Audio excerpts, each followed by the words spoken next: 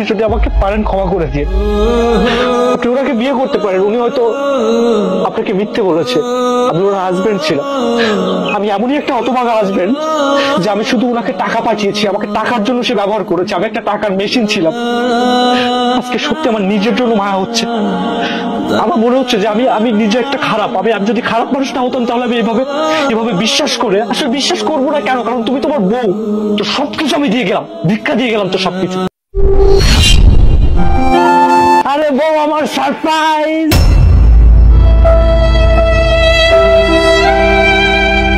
আরে কি অবস্থা বলো? আমি তো তোমাকে সারপ্রাইজ দেবো বলে একদম উড়ে চলে এসেছি। তুমি খুশি হওনি বলো? আরে সোমাইয়া, আমি আসাতে তুমি খুশি হওনি? না, তেমন কিছুই না। তুমি হঠাৎ দেশে আসলে একটাবার তোমাকে ফোন করে জানাতে পারতে। আরে এই কথা, আমি যদি তোমাকে জানিয়ে আসতাম তাহলে কি সারপ্রাইজ থাকতো? এই জন্য তো আমি একদম তোমাকে না জানিয়ে চলে এসেছি। তুমি খুশি হওনি বলো? আর তুমি আমার সাথে এমন ব্যবহার কেন করছো? তোমার তো খুশি হওয়ার কথা। খুশি হওয়া কোনো ব্যাপার না, কিন্তু তুমি তো আমার সাথে 2 মাস ধরে কোনো যোগাযোগ রাখোনি। তুমি হঠাৎ না জানিয়ে দেশে চলে আসলে, কারণ কি বুঝলাম না। আরে বাপ, এত কথা কি বাইরে দাঁড়িয়ে বলবো? তুমি দেখো গরমে পুরো ঘেমে ভিজে গেছি। ঘরে চলো, ঘরে গিয়ে কথা বলি। আর হ্যাঁ, আমি তোমার সাথে 2 মাস কেন কথা বলিনি? কারণ আমি চেয়েছিলাম যে আমার বউকে এসে আমি দারুণ ভাবে সারপ্রাইজ দেবো। এই জন্য আমি তোমার সাথে যোগাযোগ বন্ধ করে দিয়েছি। আজকে দেখো হুট করে চলে আসছি। আমি জানি তুমি খুশি হয়েছো, আর তাছাড়া তুমি আমার উপরে একটু রেগে আছো, বাট সমস্যা নেই। তার জন্য আমি সত্যি সরি, কানে ধরছি। চলো ভিতরে গিয়ে কথা বলি। না, ভিতরে যাওয়ার কোনো দরকার নেই। তুমি আসাতে আমি খুশি হইনি। প্লিজ তুমি এখান থেকে চলে যাও। ওরে বাবা, এত রাগ! আমি তোমার সাথে 2 মাস কথা বলিনি বলে তুমি এত রাগ করেছো আমার উপরে? আচ্ছা ঠিক আছে, এবার রাখো। অনেক কষ্ট করে আসছি, প্লিজ ঘরে যাই, ঘরে গিয়ে কথা বলি। চলো ভিতরে চলো। তুমি আমাকে টাচ করছো কেন? আমাকে টাচ করার অধিকার তোমাকে কে দিয়েছে? আচ্ছা হয়েছে তো, এবার বলছি তো আমি ভুল করেছি, আমি ফোন করিনি তোমাকে, আমাকে মাফ করে দাও। চলো আসো, ভিতরে আসো। আবার টাচ করে সমস্যা কি তোমার? আরে সুমাইয়া, কি হয়েছে? ভাইয়া তো চিল্লাপাল্লা করছো কেন? আরে উনি কে? ওনার সাথে চিল্লাপাল্লা করছো কেন? উনি কে? ওনাকে আমি চিনি না। মানে কি বলছো তুমি এসব? আমাকে তুমি চেনো না মানে? আর উনি কে? উনি আমার বাড়িতে কি করছে? উনার বাড়ি মানে বুঝতেছি না কিছু। সুমাইয়া, আমি তোমার কাছে জানতে চাচ্ছি এই ছেলেটা কে? সে আমার বাড়ি দাঁড়িয়ে স্টিল নাও আমার কাছে প্রশ্ন করছে আমি কে। বাট তুমি আমাকে বলছো তুমি আমাকে চেনো না, মানে কি? আমাকে একটু বুঝিয়ে বলো প্লিজ। কি বুঝিয়ে বলবো তোমাকে? তোমাকে বুঝিয়ে বলার মতো ইচ্ছে আমার নেই। তুমি যে রাস্তা দিয়ে আসছো না, সেই রাস্তা দিয়ে চলে যাও। প্লিজ এখান থেকে চলে যাও। ভাইয়া, তুমি আমার বাড়িতে দাঁড়িয়ে তুমি আমাকে বাড়ি থেকে বের হয়ে যেতে বলছো, আবার আমি তোমাকে বলছি এই ছেলেটা কে, তার পরিচয় কি তুমি আমাকে দিচ্ছ না, আবার তার সামনে তুমি আমাকে অপমান করছো। সমস্যা কি তোমার? এই বাড়িটা তোমার। এই বাড়িটা তুমি টাকা দিয়ে বানাতে পারো, কিন্তু এই বাড়ির মালিক আমি। সো আমি যা বলবো তাই হবে। তুমি এখান থেকে চলে যাও। সুমাইয়া, তার মানে তুমি ওনাকে চেনো? হ্যাঁ রাজু, আমি তাকে চিনি। আসলে সে আমার হাজবেন্ড ছিল। এই সত্যটা আমি তোমার কাছ থেকে লুকিয়ে আমি তোমাকে বিয়ে করেছি। আমি তোমাকে কথাটা বলতে চেয়েছিলাম, কিন্তু তুমি যদি কষ্ট পাও এর জন্য আমি তোমাকে বলিনি। আমি তোমার কাছ থেকে কথাটা লুকিয়েছি, এর জন্য প্লিজ তোমাকে মাফ করে দিও। সুমাইয়া, কি বলছো তুমি এসব? উনি তোমার হাজবেন্ড, আর তুমি এত বড় সত্যিটা আমার থেকে লুকিয়েছো? তুমি না আমাকে বলছিলা যে তুমি একজন অবিবাহিত, আর এই বাড়িটা তোমার? এই কারণে আমি তোমাকে বিয়ে করছি। আর আজকে তুমি কি বলছো উনি তোমার হাজবেন্ড? সুমাইয়া, কি বলছো তুমি এসব? তুমি ওনাকে বিয়ে করেছো মানে? আমি কিচ্ছু বুঝতে পারছি না। তুমি আমার সাথে মজা করছো তাই না? মজা?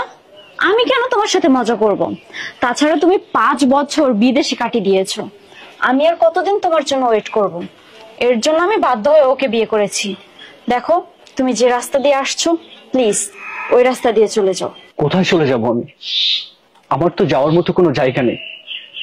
আমি 5টা বছর প্রবাসের মাটিতে কষ্ট করছি, আর তোমাকে আমি এত এত টাকা পাঠিয়েছি।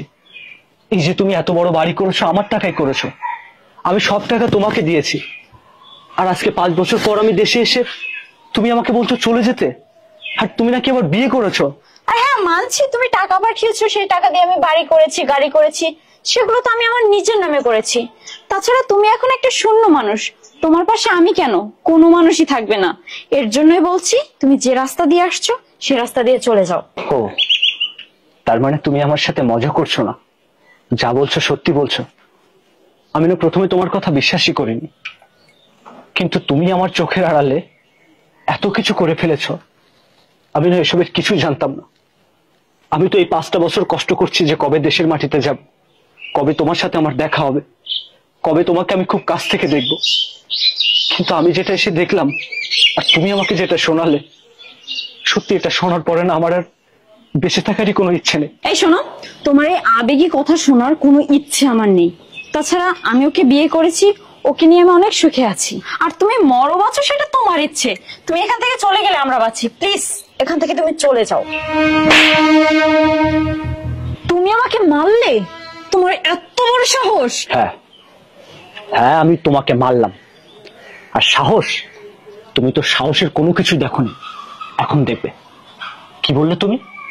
এই বাড়িটা তোমার? এই বাড়িটা কোথায় পেয়েছো তুমি?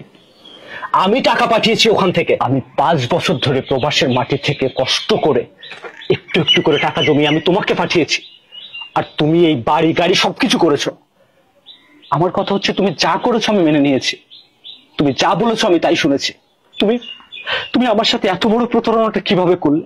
আজকে 5টা বছর পর আমি ছুটে এসেছি তোমার কাছে যে আমি তোমাকে সারপ্রাইজ দেব, কিন্তু তুমি আমাকে এটা কোন সারপ্রাইজ দিলে? আমি তো এই সারপ্রাইজ তোমার কাছে চাইনি। তুমি আমাকে বলতে পারতা তোমার আরো টাকা পয়সা লাগবে, তোমার আরো অনেক কিছু লাগবে, আমি তোমাকে সবকিছু এনে দিতাম। তাই বলে তুমি আমাকে রেখে অন্য একটা মানুষকে বিয়ে করে নেবে, আর তুমি এখানে সুখে সংসারও বেঁধে দিয়েছো। আমি তো প্রথমে ভেবেছিলাম তুমি আমার সাথে মজা করছো, কিন্তু এখন বুঝতে পারছি যে তুমি আমার সাথে মজা করো। কিন্তু তুমি কি একটাবার আমার কথা ভাবো নাই? আমার এই দুনিয়াতে না আপন বলতে কেউ নাই তুমি ছাড়া। আমি তোমার ভরসায় আজকের এতটা দিন আমি কি কষ্ট করতেছি, আমি আমার জীবনটা লাগাই দিছি বিদেশের মাটিতে। আমি কখন আমার কথাটা ভাবি নাই। বিশ্বাস করো, সারাটা দিন যখন কষ্ট করে এসে রাতে ঘুমোতাম, তখন ভাবতাম যে কবে তোমার কাছে আসবো আমি। আমার এত কষ্ট হতো, আমি তোমাকে ফোনে জানাতাম না। আর আমি তোমার সাথে 2টা বার যোগাযোগ করিনি। আমি ভেবেছিলাম যে 2টা বার যোগাযোগ না করে আমি তোমার কাছে উড়ে চলে আসবো, তুমি সারপ্রাইজ হয়ে যাবে। কিন্তু আমি ভাবতে পারিনি এই 2 মাসে তুমি আমাকে ডিভোর্স পর্যন্ত পাঠিয়ে দিয়েছো।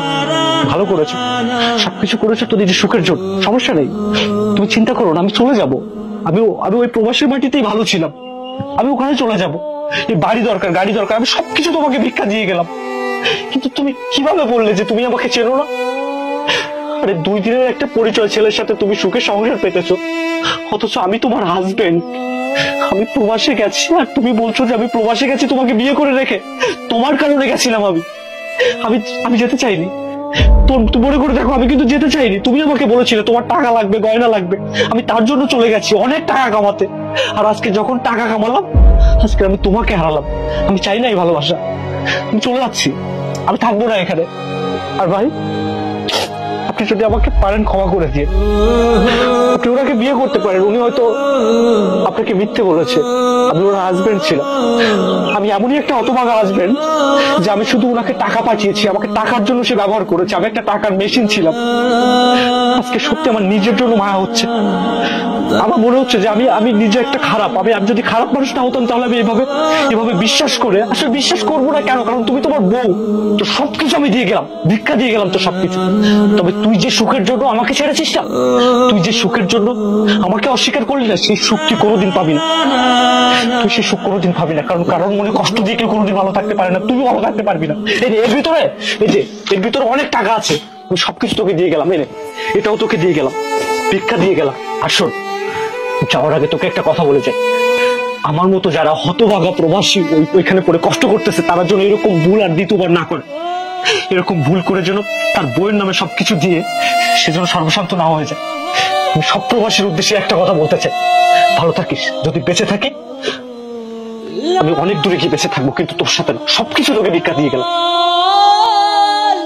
রাজু, তুমি আমাকে মাফ করে দাও। সুমাইয়া, ওনার কথাগুলো শুনে কষ্টে আমার বুকটা ফেটে যাচ্ছে। উনি তোমার হাজবেন্ড, প্রবাসে উনি এত কষ্ট করে তোমাকে টাকা পাঠিয়েছে, আর সেই টাকা দিয়ে তুমি বাড়ি গাড়ি করেছো। তুমি ওনাকে ডিভোর্স দিয়ে আমাকে বিয়ে করেছো। 2 দিন পর যে আমাকে ছেড়ে দিবে না, এটার গ্যারান্টি কি? আমি তোমার মতো মেয়ের সাথে সংসার করতে পারবো না। আমি চললাম, তুমি থাকো তোমার সব সংসার নিয়ে। আরে তুমি মাথাটা ঠান্ডা করো তো।